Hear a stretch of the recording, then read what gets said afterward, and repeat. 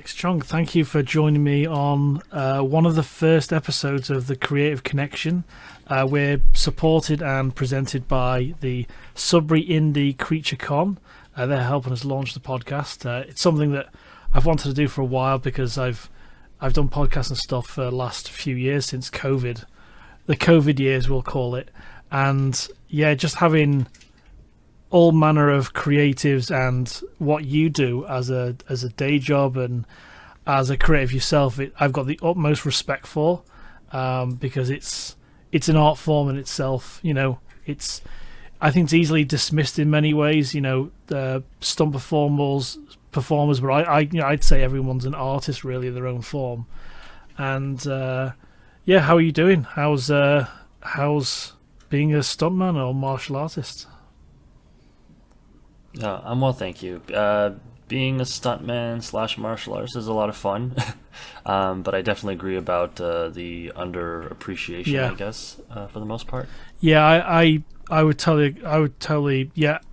When you see the work or the time and the effort and the training, I've got an actor friend, Henry. He's based in Toronto as well, and he's started doing fight choreography for some projects he's working on.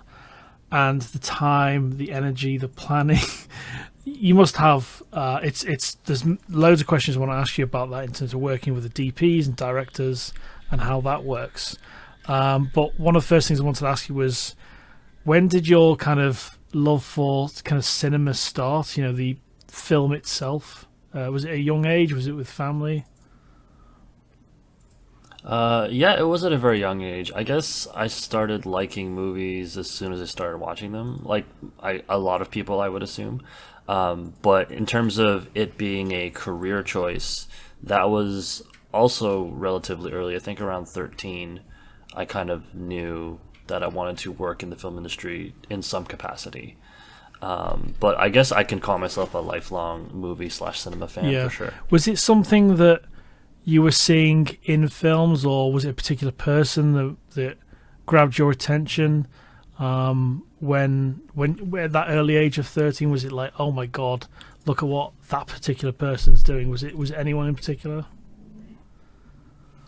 I don't think it was anyone in particular. It's really hard to explain like why I loved it so much and why I thought that's what I want to do. I want to help create something like what I'm seeing. I guess it's just the emotional connections, like, you know, when I watch a comedy, how it makes me laugh, or when I watch horror and it makes me scared. But I do have, I guess, growing up, like the big ones would be like the typical like Arnold Schwarzenegger for action movies, Bruce Lee, Jackie Chan in terms of the action side of things. Jim Carrey was a big influence on me in terms of performance, not just comedy but just performance in general and acting.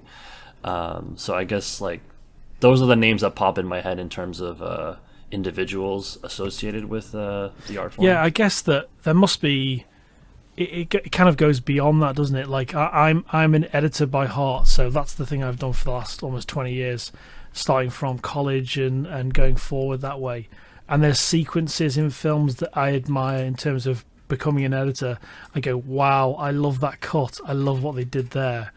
It must be a similar thing where you've got moments, because when I watch Contracts, absolutely, I really enjoyed it, by the way. And the scene at the end, the fight scene at the end is, I just thought there's a great fight scene with Roddy Piper and Keith David in They Live. And it's you know the one. It's such a complex, and it doesn't end, but it's not one of those things that's stretched out for just filling the time.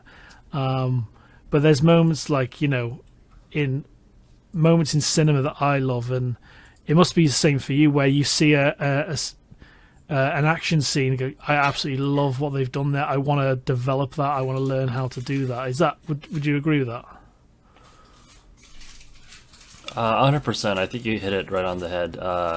Definitely moments are what stick with me and really inform what I do if I'm creating, if I'm if I'm directing or if I'm performing. I want to help create these moments that connect with people, because that's pretty much what got me into it. Like there are moments that just stick with you, and and I don't know, you want to be on the other side of that. You want to do that for other people. Yeah, definitely. And it's it's just the thing that'll be great for our audience and other filmmakers, because we're having a range of people on the podcast. Eventually, we've had Alex Proyas, who directed The Crow. We had the production designer of Jaws, Joe Alves, previously, in the original incarnation.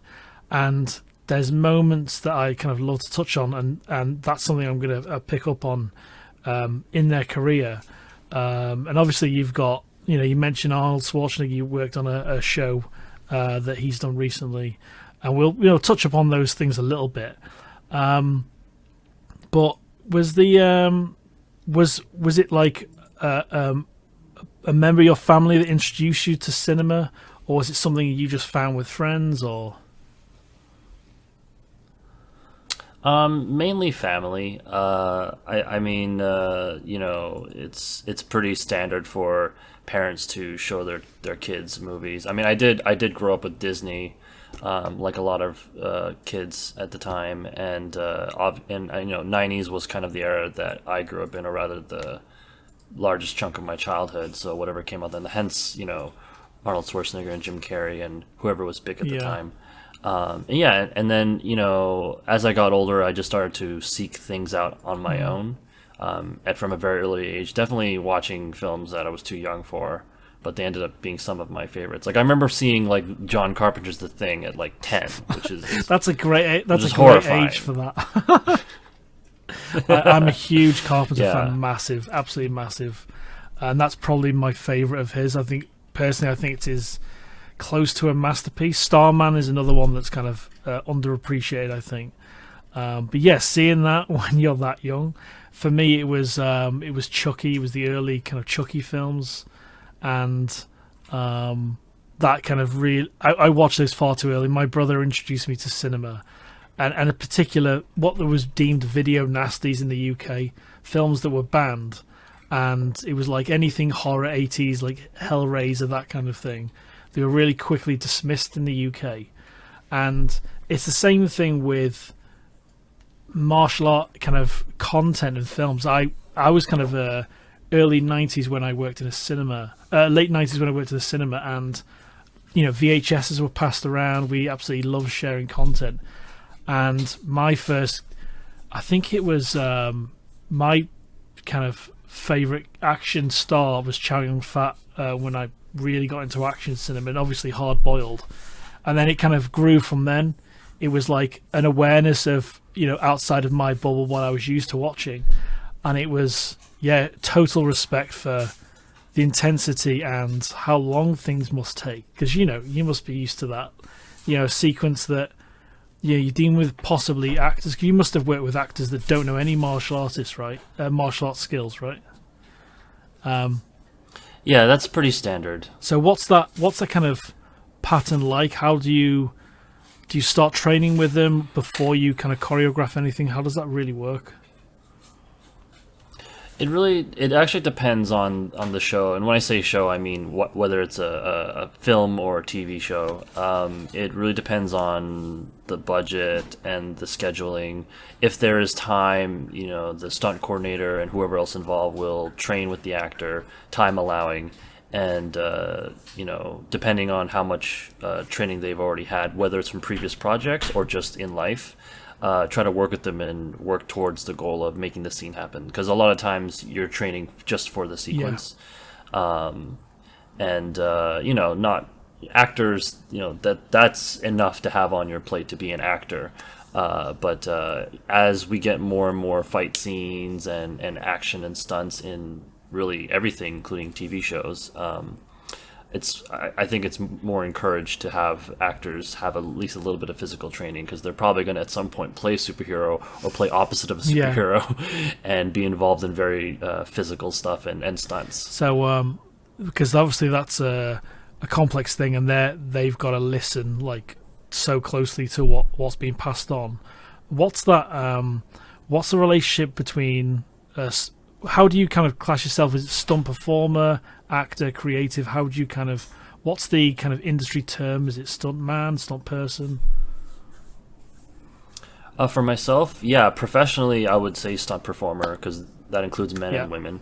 Um, I do also act, but I'm not going to call myself a professional actor just yet because I've acted in things, but not at the same scale or scope that I have as a stunt performer. But typically, that's the usual term, and then you have your stunt coordinators and riggers and so on Yeah. and so forth. I'm predominantly a performer, though. What's the because you must have been on because actors go through blocking and where the light's going to be and this is how a sequence is going to work. How much more you're probably going to laugh at this. How much more complicated is it, the blocking, when you're working with stunt performers and actors on a larger project? How much more kind of complex is that? Is there obviously there's rehearsal, but is that weeks before? How's the kind of the structure of that work? It gets more complicated because you have more people involved, but also hopefully you have more resources available. Like you'll have more time and money to spend to properly prep. Again, not to sound like a broken record, but it all depends on the size and scope of the production. But typically, I guess if I were to average it out, like on a TV show, if there's a fight scene, and TV shows they have very fast Yeah. schedules, so you don't have as much time as say on a feature film, especially when action is the priority. Like if it's a drama and there's some stunts here and there, they'll give you like almost no time. But if they know, okay, we need to budget some time to prep the fight scenes because we want to make them good, you'll have maybe a rehearsal, and the actor won't always be available. So oftentimes, the stunt doubles will rehearse the parts, and then the actor will be shown. And sometimes there's so little time that the actor just has to be shown a video reference, so they'll film it on a Yeah. cell phone, like email it to the actor, and then they just have to memorize as much as they can. And then on the day, when they're actually filming on camera, you just hope to get it done within the time you're given and do it really well. But it's not unusual to have a lot of compromises to be made where they'll cut down on the action. Action is usually the thing that gets cut down on the most in terms of like scenes that they have to film. Action needs a lot of time. I still feel like they don't give it enough time. Special effects is another one, but I feel like they have a bit of a better grasp on how much time you should give special effects. Yeah, especially But it's still probably not no, enough time. exactly. Yeah, well, with there's feature films where they give them too much time and it still hasn't worked out. I won't name names, but there's a few biggies, and then sometimes when it's minimal, like I recently watched a film called Talk to Me.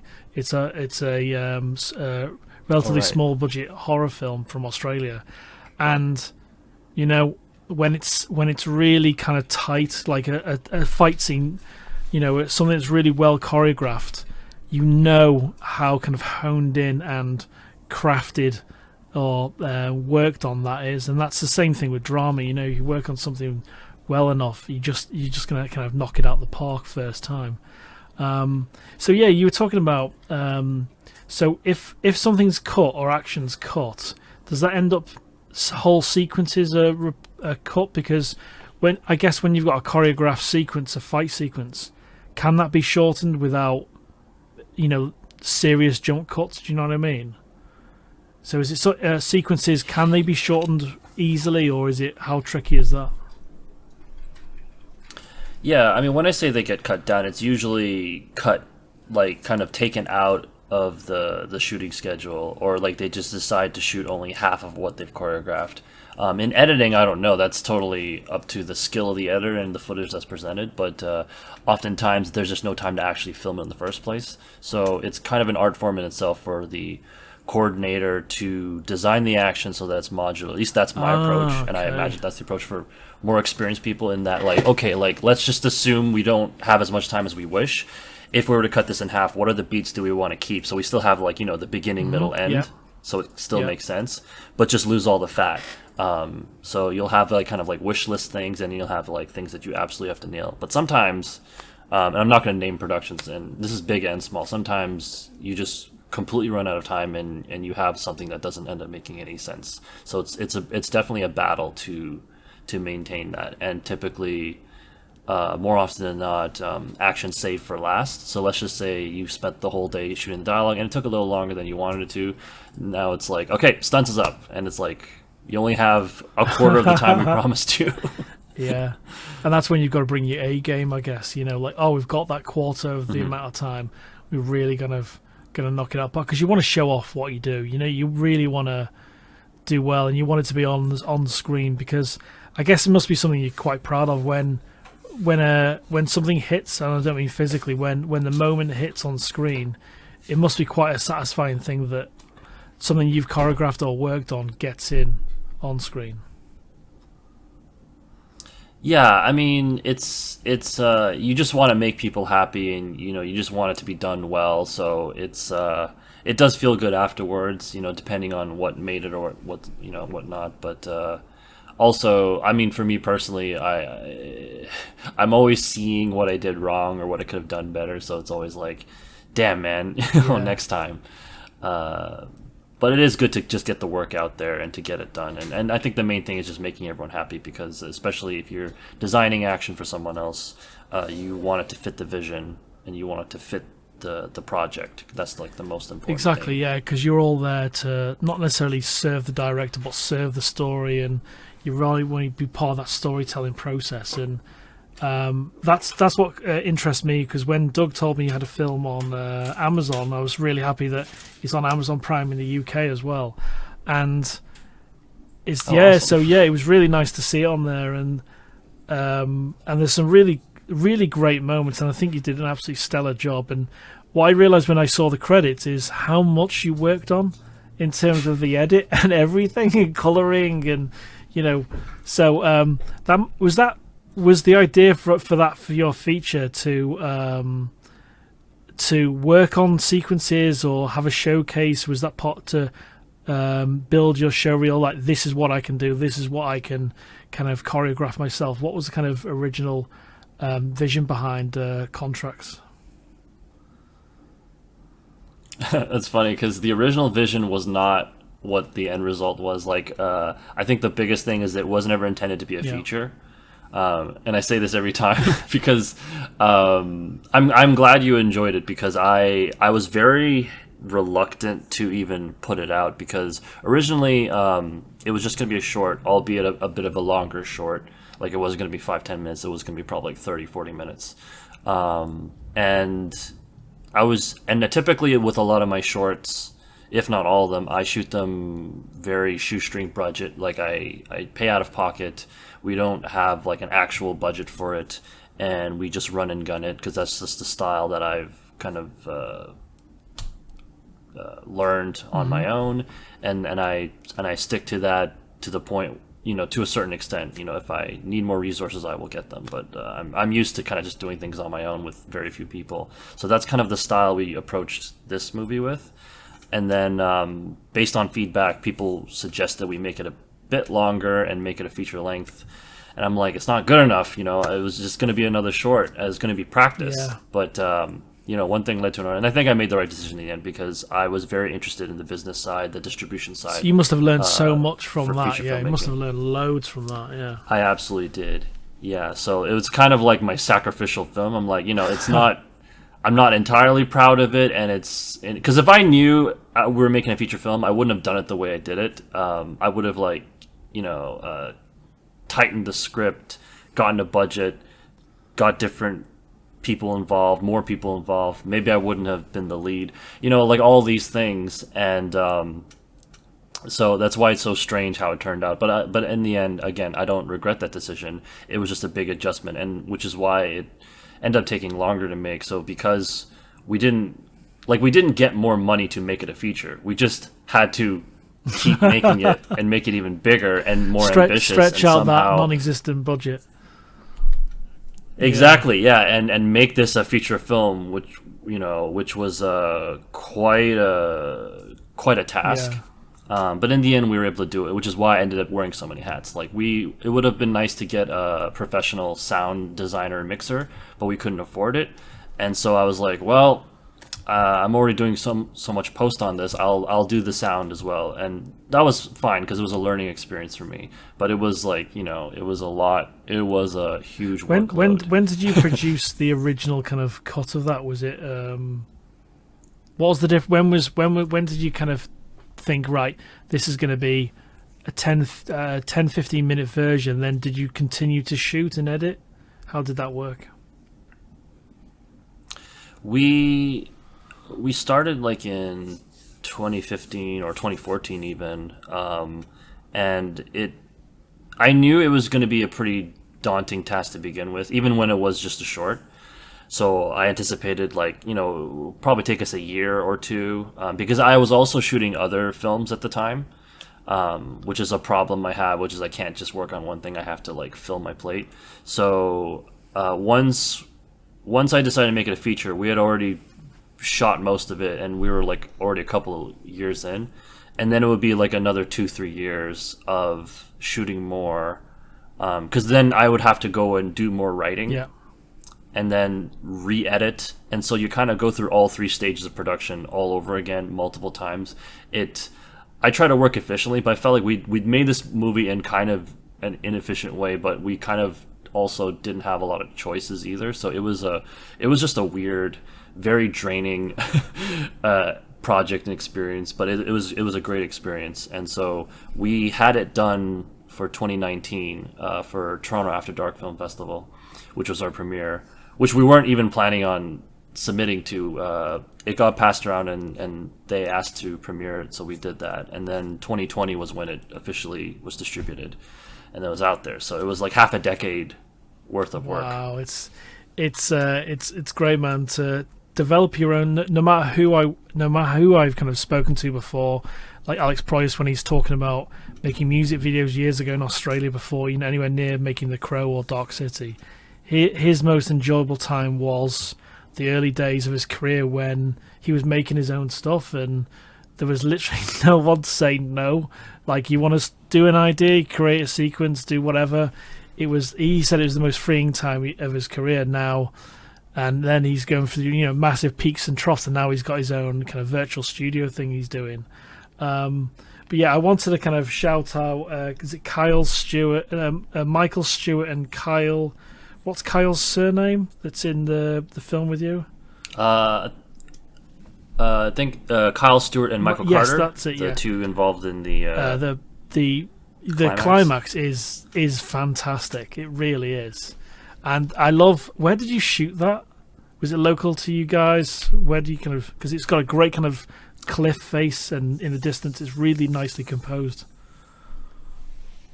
Yeah, it's a great location. It's east of Toronto. It's the Scarborough Bluffs, and you've probably seen it before. One example is the TV show Hannibal with Mads Mikkelsen. Yeah. They filmed on that beach as well, and it's a really scenic beach. And we really just ran out of locations because in the script we were supposed to kind of fight just outside the building where all like the other end fights took place. So we didn't have a lot of locations left to shoot at, so we ended up going with that because it doesn't make as much sense that we get all the way there from where we once were, but we favored like the visuals over logic. Well, that's that it. Time, It's something you've almost got to forget, like the geography of things. That obviously, with me not knowing the logistics of where you're shooting, you can get away with certain things, and I absolutely adore the sequence. I did. I just thought, I'm glad. I really goes. I know it's something that's not relatively history for you, but it's something. It must be obviously a massive learning curve. But what I admire is any fight. I admire the whole kind of the world of stunt work, but anything that's a fight in small areas, like in a lift, or the knife fights, like when Michael's escaping, and Rebecca Fields' character's death. Those sequences are really kind of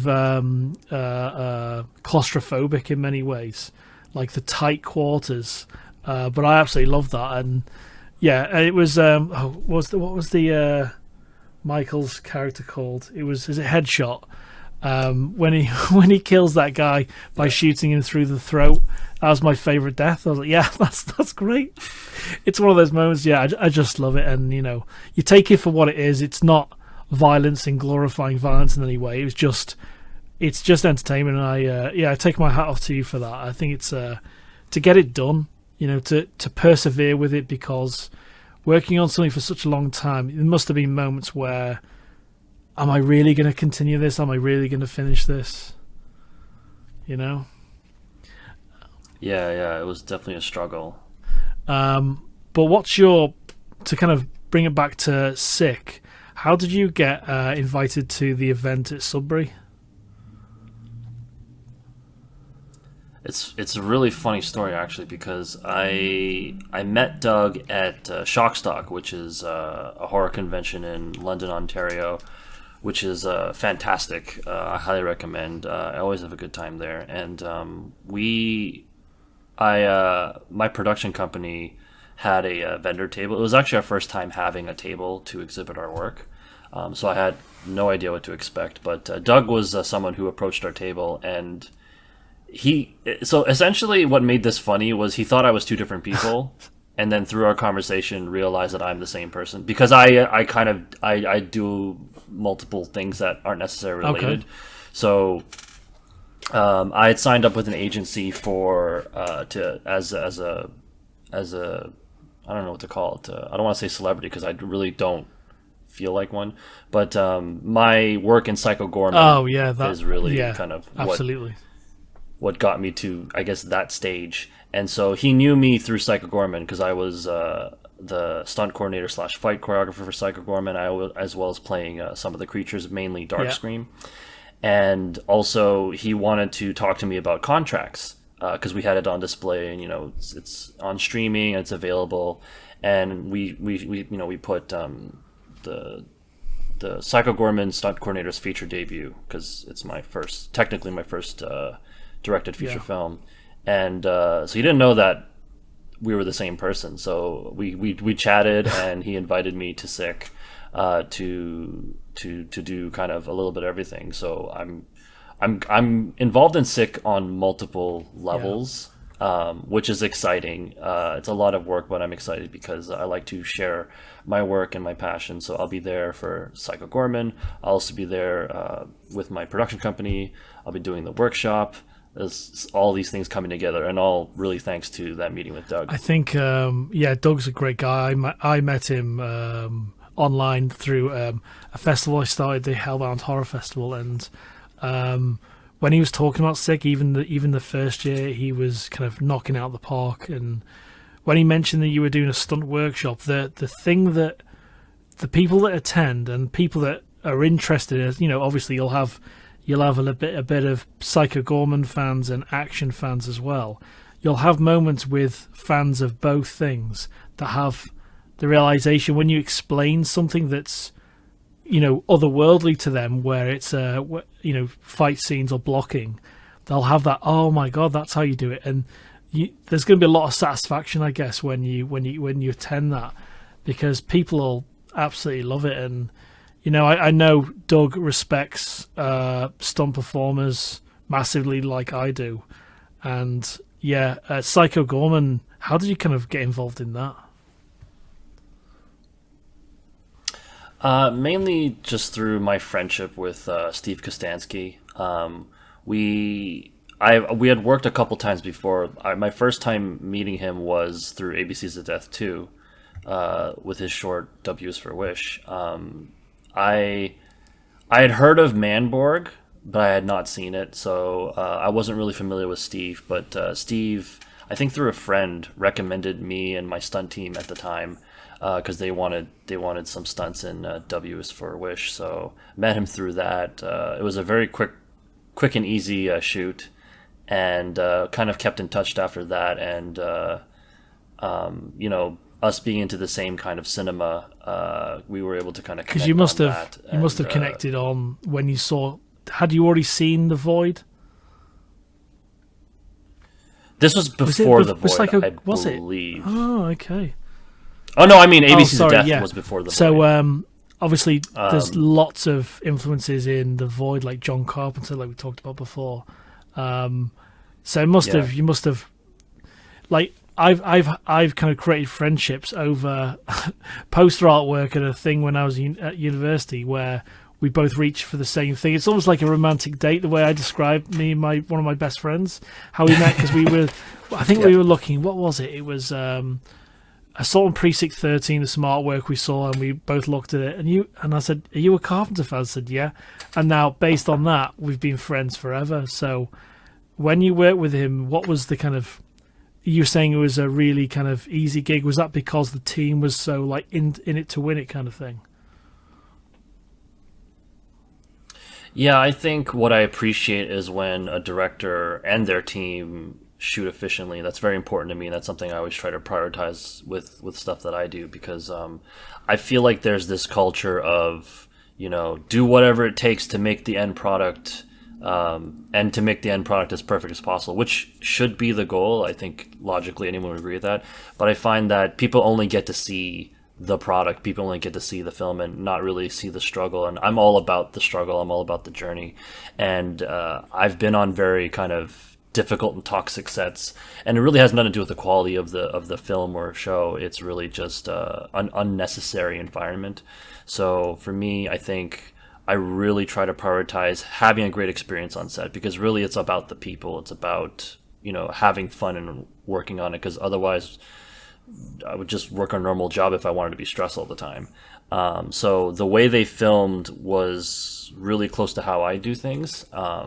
But again, our first meeting was very brief, but he kept me in mind in the future, because for The Void, while I wasn't really involved directly with The Void, they were doing crowdfunding videos, which I don't think ever got released. I don't know the story behind that, but we filmed like a biocop, for those who know, biocop fighting a ninja.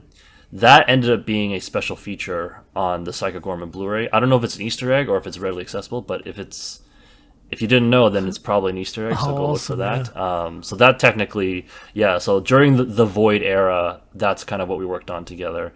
And then I think he went off and did Leprechaun Returns, and then for S.I.K Goreman, which was obviously like the big one, he talked to me about it, and we talked about my involvement, and I was like super excited. I kind of knew right away from reading the script, from seeing the concept art, that this was going to be like a lot of fun. I didn't know how people would embrace it. I'm glad that it has the following it does, but when we were doing it, it was really just, I think Steve said as well, it's like, we really have no idea how people are going to take this, but for us, this is like the best movie ever. It really has all the things we love in it, and it was super fun to make. It was a very positive experience, and I absolutely loved it. It's just one of my favorites. Yeah, it's one of those things that I think that if you're into it, you're really into it. And I've got to say, and obviously you can attest to this, the costume design and the production design on the characters is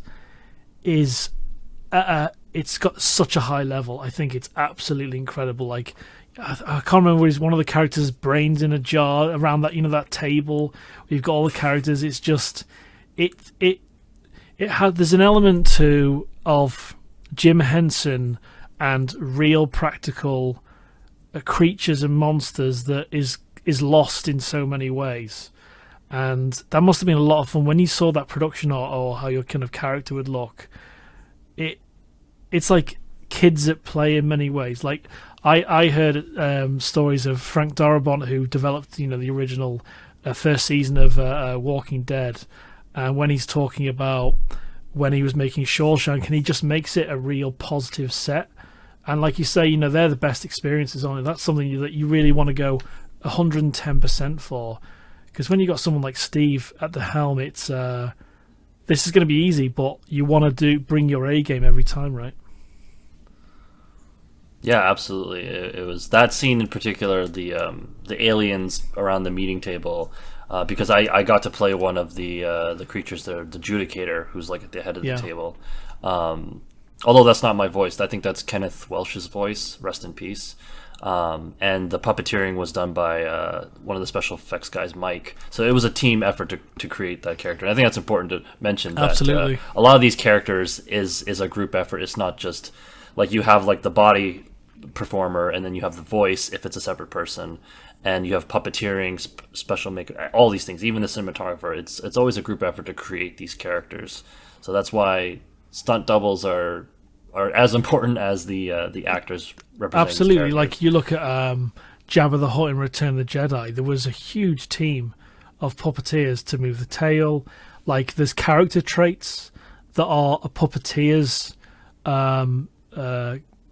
performance. You know, there's little movements and here and there, and yeah, it's that's what goes into that's what comes out of a real team effort. And you know, you said that there's instances where we all work, no matter what job you do, where it's a Joe job or something in the industry, where you can see where people are just jaded and not enjoying it. You've got to enjoy it, you know, each time.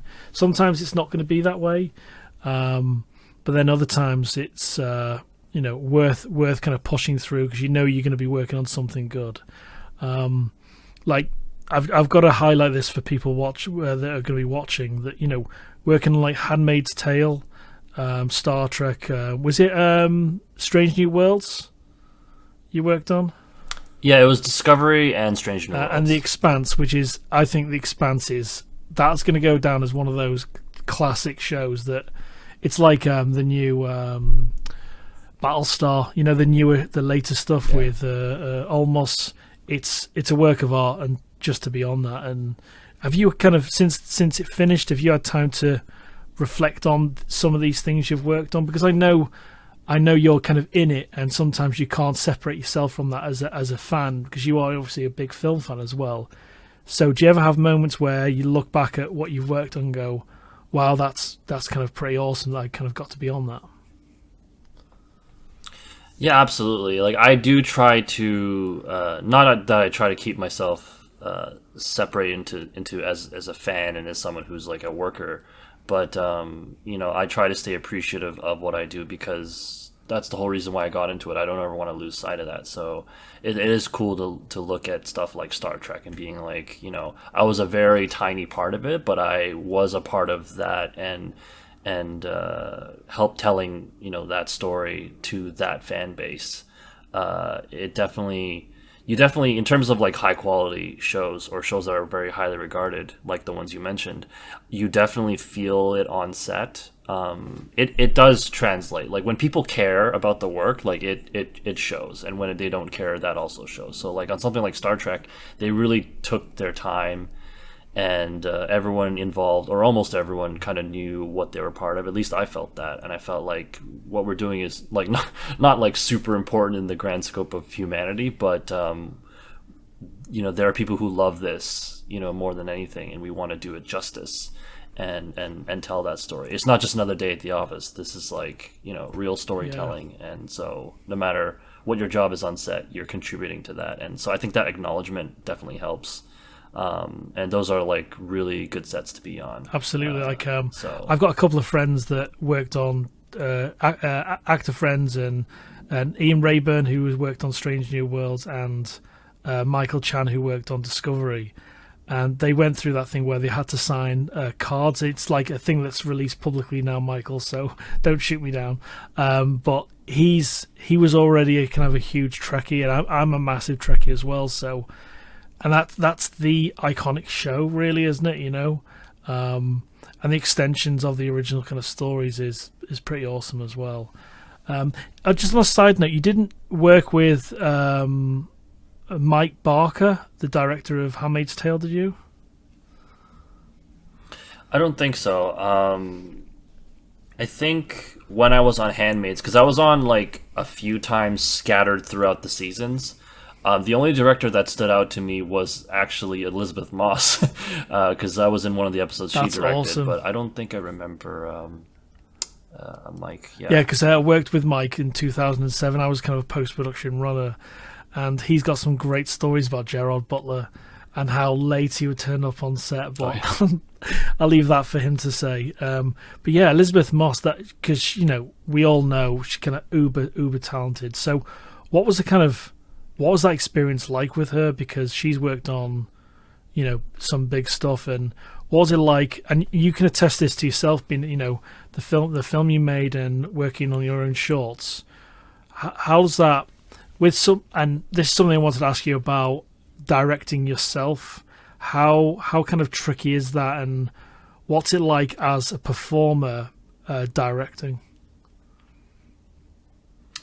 It's really strange, because I just, in my mind, I just go, how do you even do that? Even though I technically did do it, and I've done it multiple times at the level of shorts and web series, but I have like this huge respect for actor directors because each job requires your full focus. Like if you truly know the process of an actor and the process of a director, you know that there's not really room for much else, yet they somehow make it possible. Yeah. Yeah. And so it fascinates me, and I'm always impressed by it, and I try not to put myself in that position, but when I am, I try to do my best and try to learn from these people. Elizabeth Moss in particular. It's the Elizabeth part. Yeah, Elizabeth yeah, yeah. Moss. I have that with that with she- every other word. That's what my wife tells me. Yeah. Yeah, I'm the same. She really impressed me because she was a great communicator, which is like key in being a director. And I think being an actor helps because she obviously knows the actor's process. So she knows how to talk to other actors. She knows exactly how to get those performances. And I think that's something maybe not every director needs to know, but it's very beneficial since a lot of your job is going to be talking to these actors and getting the right performance to fit what you want. So it's... Yeah, directing is like I think the most misunderstood job or underestimated job. Yeah. It's the kind of the one thing everyone wants to do but don't fully understand because everything else is kind of pretty cut and dry. Like acting, you kind of know what that looks like. Set design, you know what that looks like. But directing, what does that actually entail? It's a lot more complex, in my opinion, than people think. It's not just simply telling people what to do. Yeah, I think that... To do it No, well. I totally agree. I think that you don't quite... I think the advent of DVD, in like, was it the late 90s, that with the making-ofs or the commentaries really started to reveal that to more and more people that were less aware of what goes on behind the scenes. As a Wizard of Oz reference, it's the man behind the curtain. They're spinning plates. They're constantly that's my analogy to it. They're constantly spinning plates, and that one there, that's the flagging actor. Right, I've got to go and check that and work with egos or work with huge teams and lighting setups and with digital now. With switching over to digital from film, that thank God in many ways, because without being able to play that back straight away. There's so much the level of trust you've got to have. I won't kind of waffle on too much about this, but I heard a great story about David Fincher. He was talking about Darius Khondji when they were shooting Seven, and he wanted, obviously, huge proponent, a fan of digital now, and he was talking with Darius about shooting Seven and how it's going to expose. And when they were looking through the view. Oh yeah, I know I that this one. too, Yeah, it's incredible, isn't it? It's like trust me, it'll look good, amazing. Yeah. Like, how are you supposed to do that? And I can imagine that's fed into his kind of paranoia about trust, and framing things and everything. So, how did just to kind of take it back to contracts a little bit? How did that work? Did you have? Because I'm just trying to visualize it. Because I shoot my own kind of corporate stuff as well, and you plot out this is where the cameras are going to be. How did you get to a point where things were flowing? You would just continue with the shoot, and you were trusting the camera operator, or was it? Did you need to constantly look at what the image was? How did that kind of work for you personally? I was really fortunate on the cinematography side, and I think that's part of why we were able to finish in the first place because we actually had technically two directors of photography. Instead of just one, because I knew that in order to finish this film, we have to use any and every tool at our disposal. So like both of them are friends of mine, and I had to make sure that they were okay with sharing that credit because it's like half the movie will be shot by you, the other half won't be. So you could just tell people all the good shots are yours, and then all the non-good shots are the other guys. But they're both super talented. Yeah. My main DP, who actually ended up color correcting the film as well, and did a lot of the VFX, Julio, he's professional shooter editor. Him and I are friends, and we work together a lot. So I think working on a bunch of shorts together was good practice for us in terms of communication, especially for the action. Like I definitely have a very clear vision, even for the dialogue scenes, and it wouldn't. A lot of times, my Julio, my main DP, would I wouldn't even need to say anything to him. Like he would know exactly how I would film it. But if I would have to communicate with him, it would take very few words, and we're typically on the same page. And a lot of times, I trust him so much that he'll probably come up with better shots than me. And as long as we're on the same wavelength, we both go, yeah, that looks good. You know, we just kind of keep the momentum going and keep the set moving. Even if we don't have prep, which we do a lot more of now, because we're both still learning. We're learning from each other, and we're just learning on our own. With my other cinematographer, Aiden Tanner, he's actually quite a young, or he at the time he was a young kid. He's super talented. He's right now, I think he's working for Will Smith, shooting his social media content. Oh wow! And wow, okay. Also Jessica Chastain. Yeah, he's working with a lot of high profile people, and really cool. And because he was newer, or rather we hadn't worked together a whole lot, there was a bit more communicating, but not as much as you'd think. He had a lot of great ideas and was able to keep up with the action. It was mainly the action that's the learning curve, which, like I said, Julio and I, we've done it together enough times. And Aiden, he loves action too, and was really eager to learn, and especially learn on the fly, because we shoot very quickly and we had like no prep and no money. So he was able to shoot some incredible scenes, and so I was just very lucky that I had people who just were very talented, were like sponges. They just absorbed, because I have the experience with the action. I know typically what looks good, and communicating out with them and shooting the way we shot it, because that was really important, is that the action is shot and edited very well. That will make or break your action. Yeah, because it's I've got to say that you can see it. You can see where, and this is a credit to you. I'll come back to kind of my kind of positive aspect of this, but you can see in action films that when they're over edited, where they've gone too far, they've sanded down that kind of oak chair far too much, and then it's kind of not working now. But with your film, there wasn't a point where oh my god, this is like so kind of choppy. It's shot like a Paul Greengrass film, like Bourne, or it's kind of like too much editing's going on, because you can over edit something. And that's something you must see when you see a sequence on a feature or a well shot show. It's have that extra beat sometimes, have that moment. So when you were shooting it, did you kind of give it? Was there any kind of freedom to react to what was going on? Was it kind of a little bit loose, or was it really kind of strict cinematography? We kind of try to do a bit of both. Like, we want to have a strong blueprint. Like, I will have the shot list. If I don't write it down, it's going to be in my head.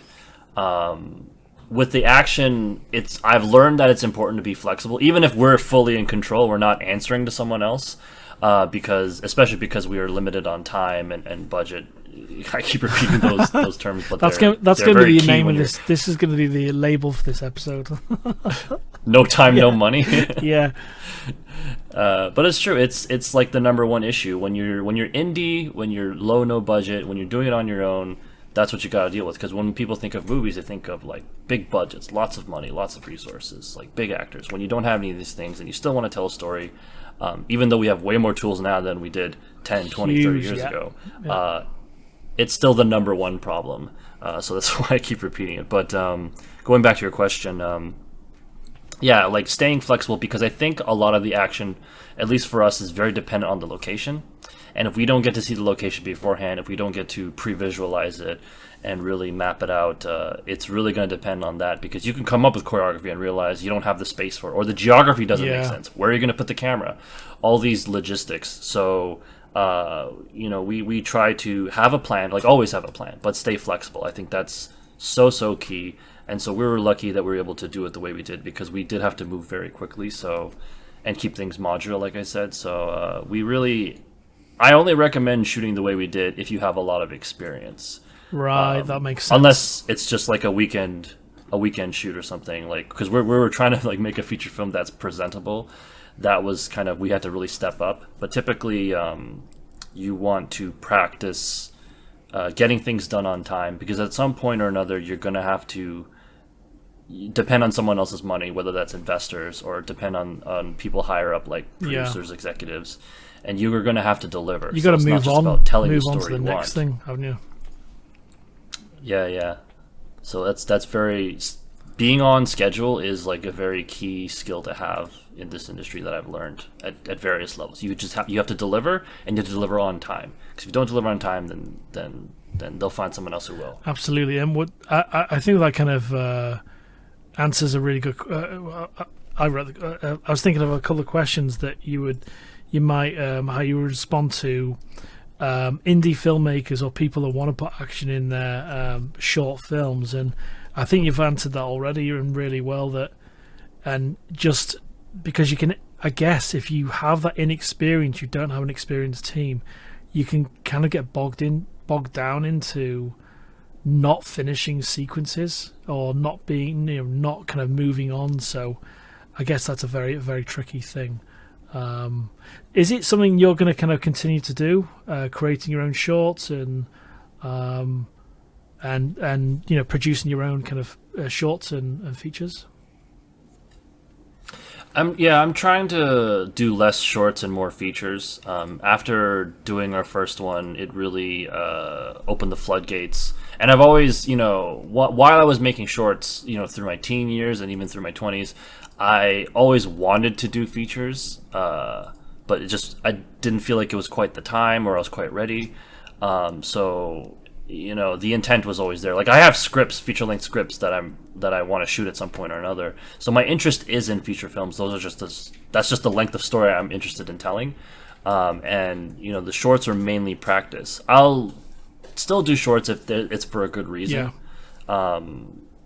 But I feel like the time and energy put into film, I honestly think that especially nowadays with what we have access to, you could probably do a feature in the time you want to do one or two shorts, because shorts still take a lot of work, and the what you get out of it won't be as much. Your return won't be as big. Not that that's what it's always about, but sometimes you have to think very practically like that and think, if I do this short, like, what will I get out of it? Will it just be experience? Because sometimes that's enough. Will it be, festival recognition, maybe get some awards, a calling card? Depends on your level of experience. I feel like I've done like a ton of shorts, so I don't feel as much of a need to do that anymore. I feel like I need to just pony up and do more features.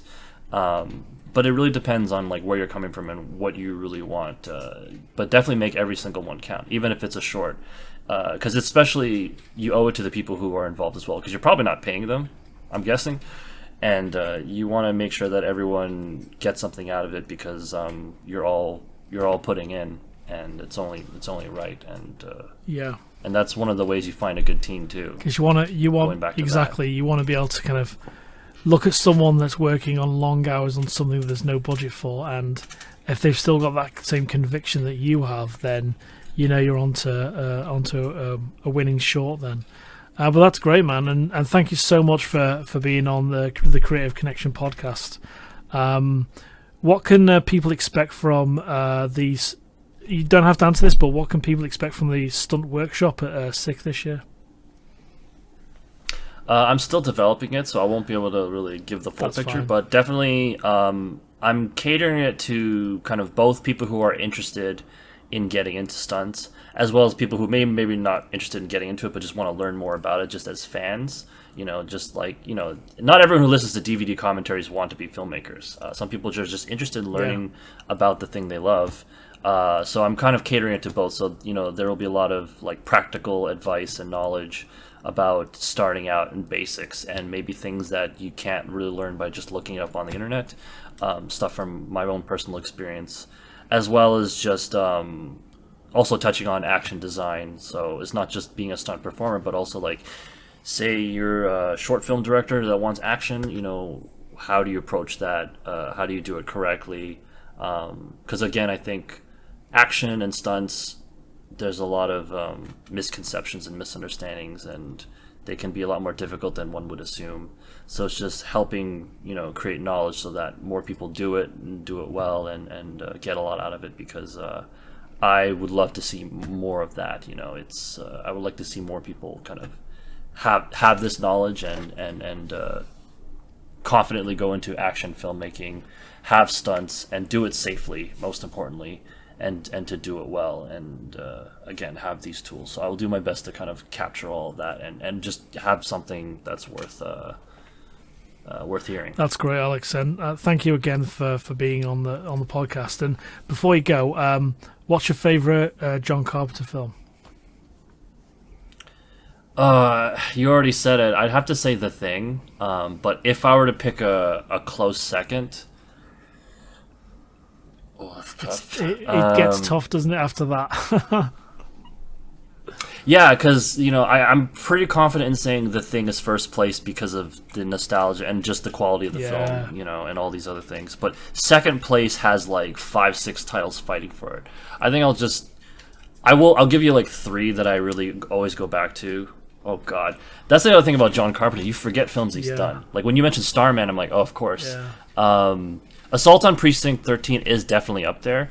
I am a huge fan of directors' early works, whether it's their first or second film. Yeah, like I love early Hitchcock and anything early where they're really kind of going into their stride. So you've got Assault, and just to put the pressure on, what are the other 2? I think it's probably I don't know if it's Kurt Russell, but Escape from New York is very high on my list, as well as Big Trouble Little China. That one of the most entertaining films I've ever seen. Yeah, they're big ones, they're very popular ones that people recognize, but those are the ones I keep going back to. It's the comedy, isn't it? It's the comedy in Big Trouble Little China. There's just so many kind of... Well, it's not just the comedy; it's everything. It's the everything. Like, you've got great monsters and characters and moments, and from cutting the glass bottle and he catches it at the very beginning, and it's the if I could bottle it and sell it and use it to my own advantage, it's the atmosphere that he creates. The atmosphere in the church in the one with Alice Cooper as the homeless guy, Prince of Darkness. It's the atmosphere. Yeah, that's another one that it's so kind of like I want to be there. It's evil. I really like the atmosphere of it. But yeah, man, I'm so glad you're a fan of that. It's fantastic. Somehow I end up always speaking to someone that's a big Carpenter fan, which is great for me. I'll tell you a little story that Joel... I don't think you've seen the interview. Joel did the production design for Close Encounters and Jaws and Escape from New York. So, designed the plane sequence and the sequences in Jaws that he shot. And he was telling me about the shots, and it was incredible speaking to someone that's kind of created a monster that I was always terrified of as a kid, in Jaws. And I asked him a very direct question. Whose idea was it, the chandeliers on the front of the cars in Escape from New York? When Isaac Hayes is driving around in Escape from New York, there's actually glass chandeliers on the front of the cars. And I said, Joe, whose idea was that? Because practically, surely that's a disaster. And he said that we found these chandeliers that didn't have droplets on. They were really beautiful, and their original intent was to put them on the inside of the ceiling of the car, like a dome. And the production purchaser brought these 6 chandeliers, and they were full, candelabra, just huge things. And what are we supposed to do with these? And then John and Joe agreed, let's just put them on as headlights on the front of the car. And then what they ended up having to do was buy a huge amount of them because they just kept breaking all the time. But I was so That's glad really it was funny. A mistake, And then when you listen to the commentary on The Thing with Kurt Russell just laughing all the time with Carpenter, it's just kind of a magical thing, really. But yeah, this has been great, Alex. I really appreciate taking the time out to be on it, and have a great experience with S.I.K as well this year. Thank you. Thanks for having me on the show. No problem. See you soon, mate. Bye-bye. See you.